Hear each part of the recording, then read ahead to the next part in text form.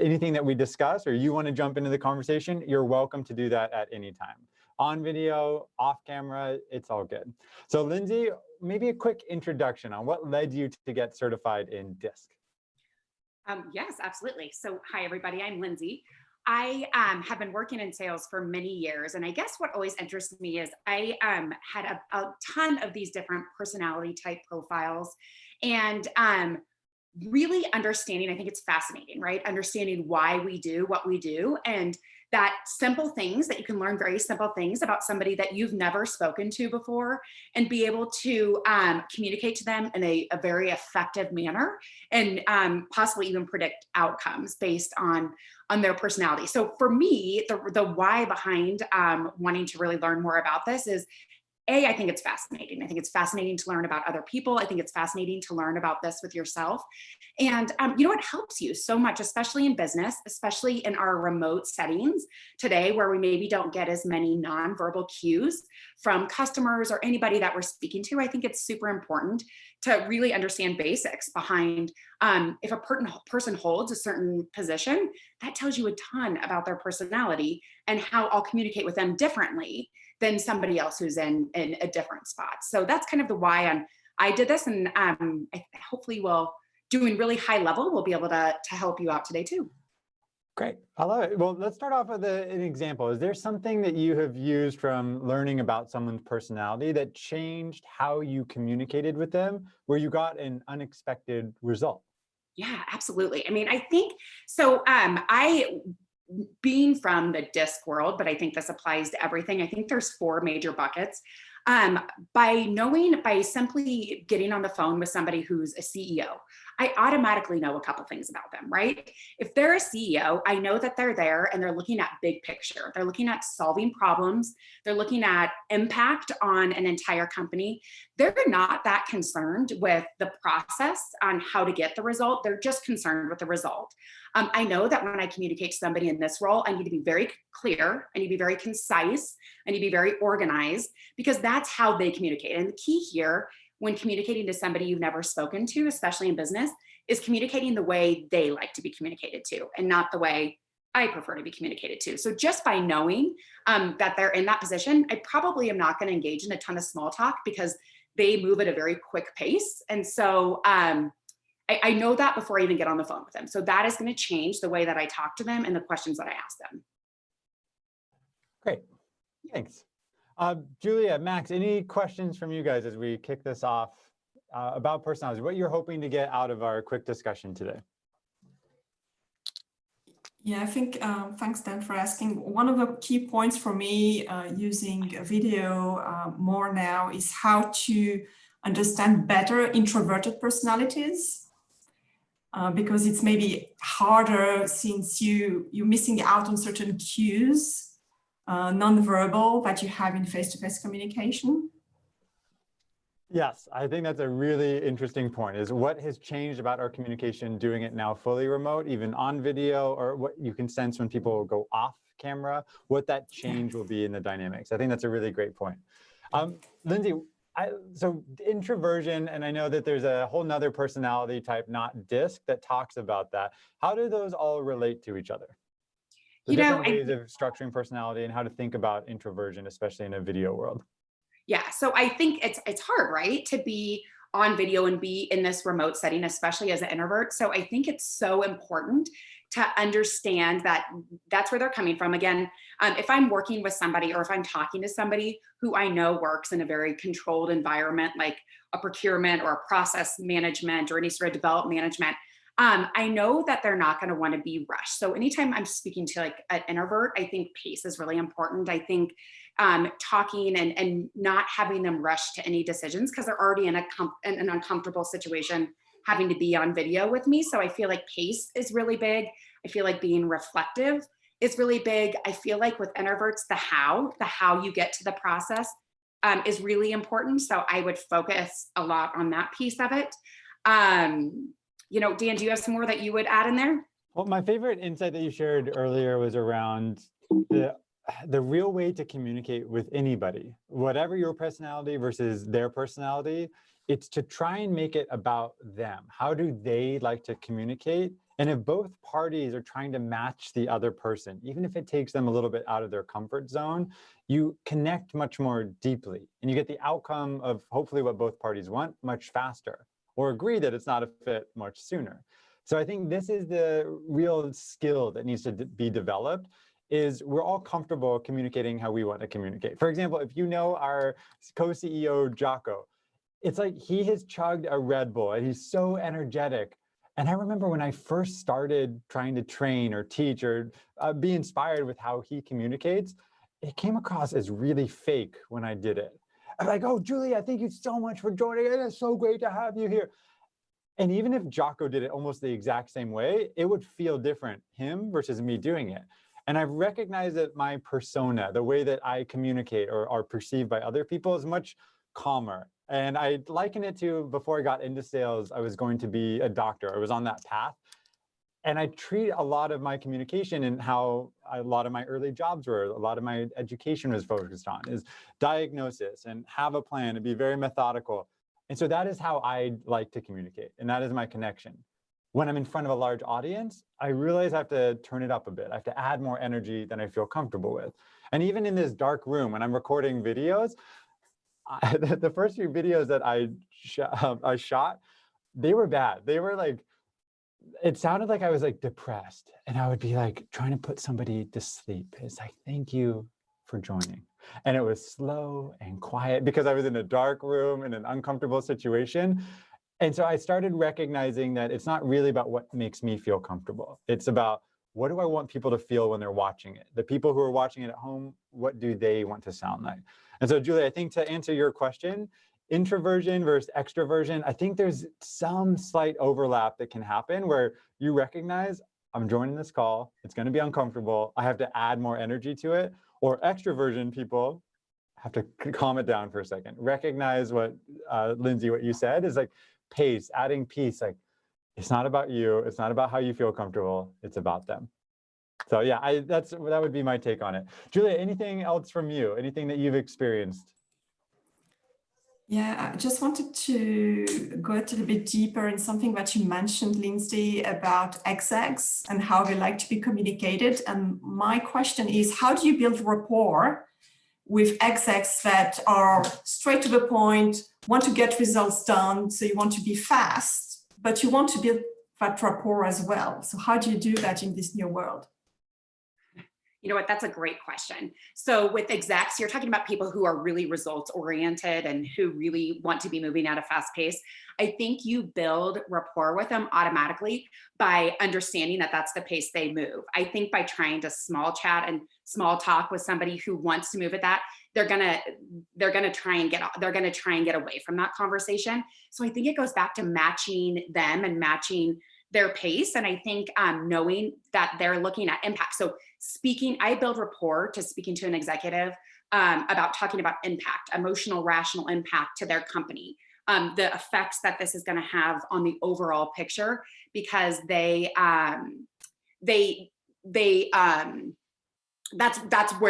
what they care about. So that's what they feel about. So if I can talk to somebody about the things I know are important to them, I think you automatically build rapport with that person because it feels like you understand where they're coming from. Dan, would you add anything onto that? No, I love it. I think that's exactly right. Make it about them. It's the impact that they're looking to get out of it. That's right. So anybody else have questions? Max, Emily, Andrew, anything coming from you guys? Max first. Yeah, I want to talk about asynchronous videos. So we can see a burst of use of tools like Loom, like Vidyard, like Soapbox, BombBomb, because it's a very good way for people to build a human, trustworthy, one-to-one communication in an asynchronous way. How does it translate, to different styles? Would that be, more comfortable for an introvert to receive a video, or would it be still too much of an extrovert move to them? So receiving video, asynchronous video from introverts, would it be better than having a live call, for example? Dan, I'm gonna let you take that one because I think No, this I love it. Lindsay, I want to hear from you, but my first gut is that we all like to receive information in many different formats. And when I started getting a little bit more into the science of learning, I came across the VARK model. And many of us have heard that people are visual learners or audio, reading, or kinetic, and that's how I like to learn something. And although that's true that there are people that prefer one way to another, what we've found is that people benefit from learning from all modalities more than just focusing on the one that they're great at. So when you're asking Max, like, should I use video or does it depend on introvert versus extrovert versus personality? Everyone likes getting a video. It will resonate more with some people than others, and some of that you can predict a little bit, but I would recommend just practicing doing video. Now, there's one secret behind it, and I don't know if it's a personality thing or not, but I find that the act of creating a one-to-one video for somebody, it's the intent that matters more than the execution. So if your video is horrible, the lighting's off, your sound is bad. Like I saw somebody, one of my favorite students or learners from earlier this year, he like took some recommendation and he's like, oh, I shot a whiteboard video and sent it over to a client. In fact, I shot 5 of them. They were about 4 to 5 minutes each. And I was like, can I see one? And it was really funny to see because his head was cut off. And it was just like his mouth and the whiteboard that you could see. And like, I've been like trying to do whiteboard videos and things like that. And so my first reaction is like, why is the camera like that? And I learned later, what was funny is he put notes across the top of the screen and he had somebody use the iPhone to take a video and he gave the instruction, don't show the notes above. And so instead of the person putting the camera up and then angling down, the person kept it where they were comfortable and then they had to like just shift it. So his head was cut off. Now you would think that that was a bad customer experience. It had the opposite effect. The customer loved it. They took those videos, turned it into a proposal and said, hey, based on these learnings that you shared in the video about our conversation, here's the business case that I think will resonate. Anything that you would add? And so the takeaway from this is the guy learned that just doing the video helped distinguish himself as the right partner because he distilled down what we've talked about and put in the effort to make it about the other person. So that would be my way too long of an answer to a nice question there. Max, what about you? What do you think about using video, different tools for different personalities? I'm experimenting with video. I've been experimenting with whiteboarding, and in the past, so Tuesday I had a workshop with a large whiteboard, and I was talking about the fact that standing all day and writing is good for your mental health, basically your energy. But there were still, my audience was saying, Max, nobody can in the current environment go and do a DIY whiteboard. And then yesterday I came up with a new mini whiteboard ID that I'm going to show you. It's basically this kind of whiteboard where just dropping it from above, and you can have your little whiteboard. And I told my audience, look, guys, this is €3, €4. You just need this and then a little bit of tape, and this is your whiteboard. And you can have your interactive sessions tomorrow if you want, if you've got the will to, experiment and be authentic with try and learn. As simple as that.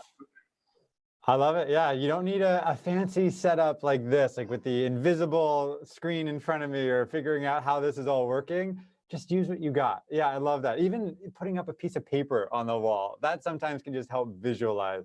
So I do agree. I think that's a really great idea. Thank you for sharing that. Lindsay, anything that you would add to this?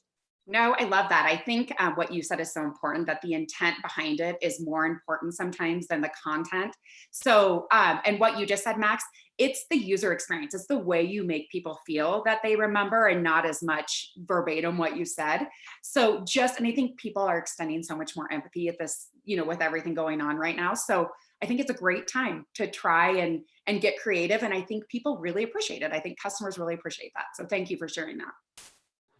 I love it. All right. So we talked about the why of personality and thinking about why when you learn someone else's personality and compare it to your own and figure out how do you like to communicate versus them. But now I want to transition into the how. So Lindsey, can you describe to us the 4 quadrants of DISC, or how to think through some of those personality categorizations? Yeah, and I've kind of touched on them a little bit, but so the DISC, the DISC, is actually stands. It's 4 quadrants, and most people are 2 or more of these quadrants. So these are pretty extreme when you're talking about these, but when we're talking about them in business and who we're talking to and how we communicate with them by just understanding what position they have. So the D is the dominant personality. The people in this category tend to be the CEOs, the managers, the directors, the presidents of certain companies. So what this tells me is what we talked about earlier, that they are results driven, that they don't care about the process. Ooh, Oliver's joining us. They don't care about the process. They care more about the result. So when I speak to them, I'm going to be talking to them about impact. I'm going to be talking to them about big picture and the ripple effect by one over the entire company. I'm not going to do a lot of small talk with them. I am going to be very clear, very concise, very organized. So this is the dominant, the kind of leader personality. Now, if I'm talking to somebody that's more in a people-driven position, we call that I. And this is the influencer. So this is the sales, this is the marketing. These are the people who are in more social, any kind of social type people-driven positions. So I know with these people that I'm going to leave time for small talk. That's how I'm going to build rapport with these people, is I'm going to leave time to connect with them, to build impact.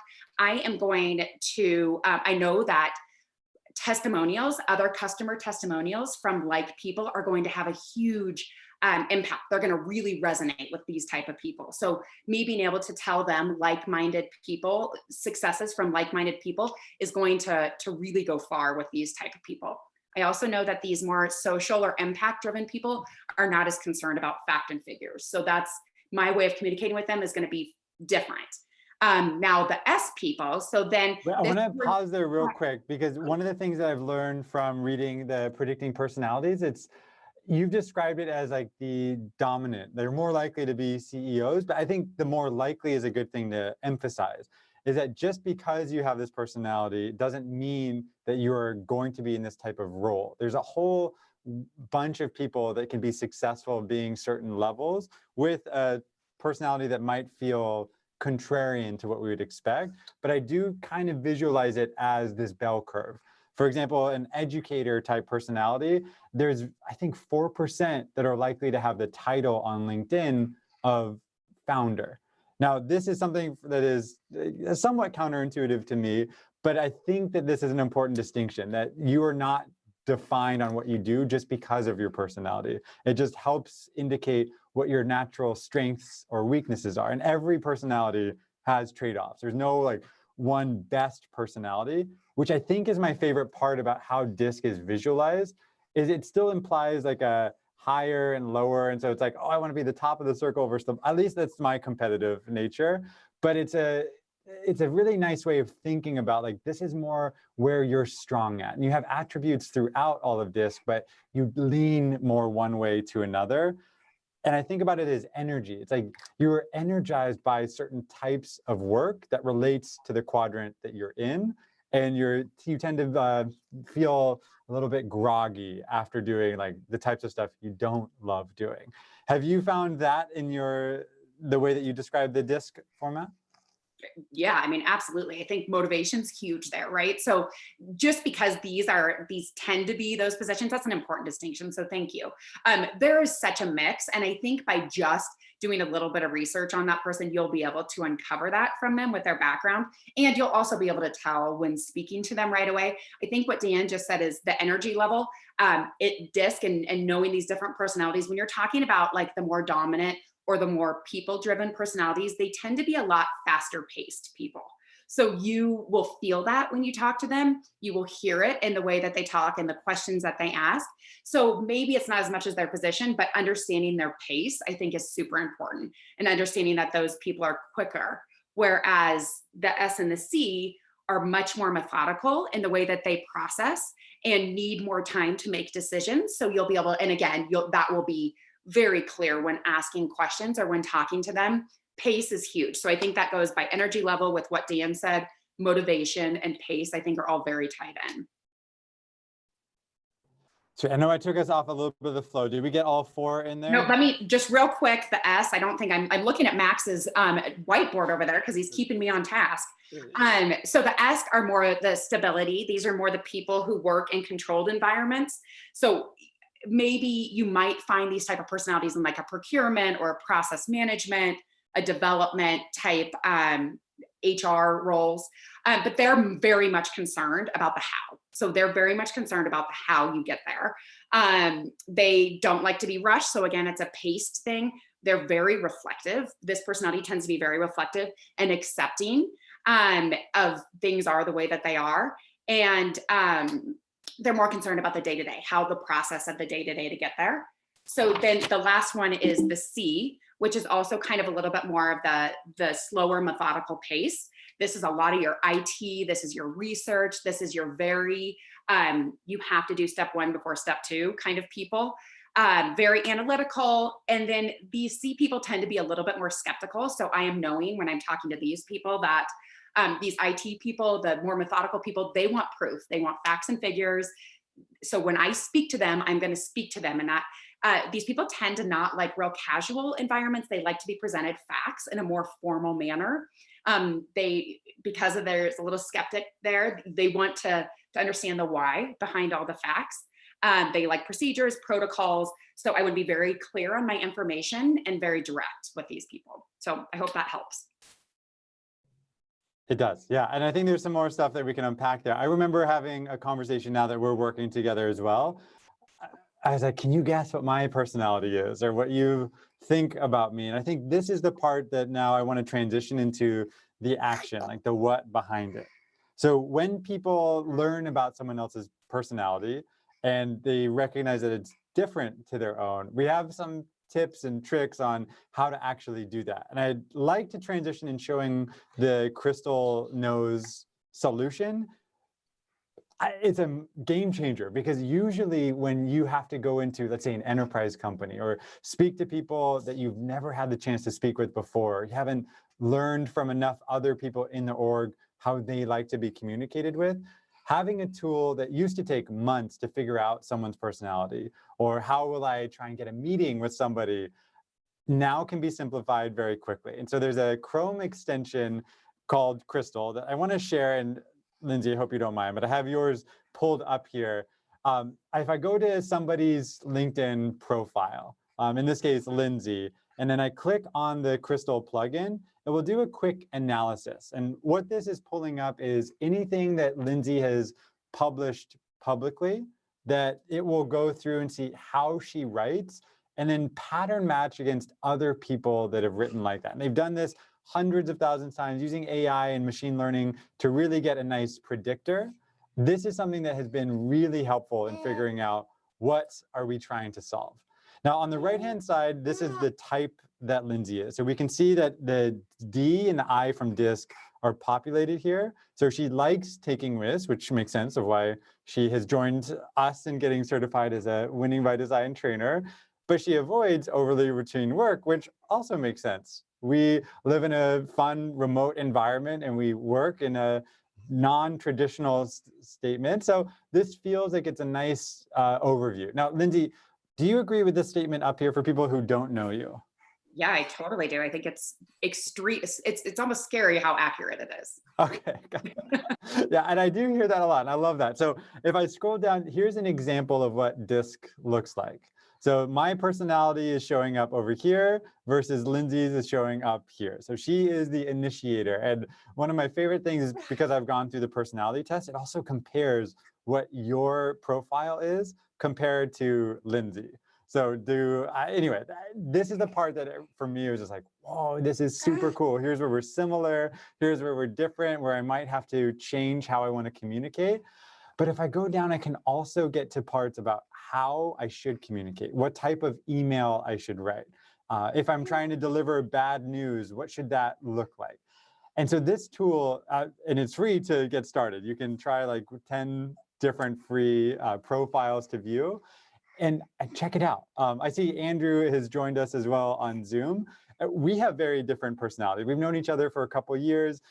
We've gone through training together. And the type of approach that Andrew takes is, I would say, very much on the D standpoint, very dominant. He wants to know the why behind something, or if I've been doing it this way, why should I learn it in a different way? And at first, when I started, I was like, felt it as a conflict, like he was attacking the ideas behind it. But it wasn't attack to me, it was just how he likes to learn. Oliver wants to get involved. And so I think that if I had known certain personalities of people that I'm meeting with, I could recognize if they ask a question or object to something, what would be the best way to handle that for that particular person? Like you said, Lindsey, is it facts and figures, data, or is this more the why, the ideas behind it, or more supportive, like this is what you're doing and this is how it will help you? So I think that's where personalities can really come into play. And if you don't know the person already, use something like Crystal to get a sense about what type of personality they have. Lindsey, what else would you add to that about how to use this type of tool to change how you communicate? I mean, this changes everything. In my opinion, it changes everything. I mean, we used to have to spend all this time to try and understand these people, to be able to really break down the best way to communicate with them, the best way to in all aspects. And this really just, this allows us to get to the good stuff really quick, to have impact immediately, to become connected to people immediately. So I think it's a game changer. I agree. Yeah, it's a way that gives people insight, like not quite superpowers, but an advantage to get to a win-win scenario. It's not something that I would see that you could manipulate, because really people, if you do something that's shady, like everybody's going to reject that person. But it helps you kind of break the ice or get there faster, which is the intent behind it. Just help everybody communicate regardless of how you naturally want to. So I think that's a nice way to come back full circle. So let's wrap up this part. And I would love to hear some questions from the chat, from Zoom. What else can we go into that would be helpful? Max, I saw you just go off mute. No, I was just saying that it's exactly the same pattern as when you tell a salesperson that there's a full buying committee mapping behind the main decision maker. It just helps ask yourself the right questions, come more prepared, and have a better conversation. And same with those profiles. If you know that someone has a certain personality trait, you're going to invest a little bit more time in communicating better. So it broadens the perspective and the way to better collaborate rather than anything else.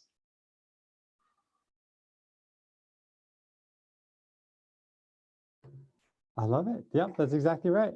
I'm excited to figure out this little guy's personality. He's getting ready for nap time, getting a little fussy, but his personality is starting to come through. I'm not quite sure yet which disc profile would align to him. Thank you. Any other questions from the chat or anybody joining from YouTube live versus the Zoom? Anything else that you want us to go into?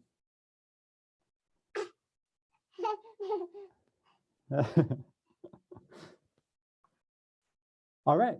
Well, we'll hang out for a couple more minutes, but we'll start wrapping up. Thank you, everybody, for joining. This is a fun experiment for us to run, especially with like work from home and figuring out family and work-life balance, and especially what Julia brought up with when we're on video versus off video. And some people get energized by it, some people don't get energized. What is the right way to communicate? And so I hope that you learned some things today. That I definitely did. Lindsey, thank you for breaking down the 4 different ways and how to think about it slightly differently. Lindsey, any closing thoughts from you as I get Oliver off the mic? No, I mean, I think that we talk about how we, everybody's an educated buyer now because of the internet. I think we can be more educated communicators too by understanding our people better. So hopefully these tools and these tips are able to help you dig a little deeper. So yeah, it was great. I love talking about this. Great. Well, thank you all. I look forward to seeing you. Anything that you wanted to add? Julia, do you want to add something before leaving? Nope. I think that you mentioned your internet might be a little bit hit and miss, but it's great. We're going to try and do these 3 times a week through May. So hopefully I get to see all of you next time. Appreciate you joining, and we'll see you soon. Thanks very much, Dan. If- See you, Lindsay. Thanks, Lindsay. Thanks, Dan. See you, everyone. Bye. Bye-bye. Bye.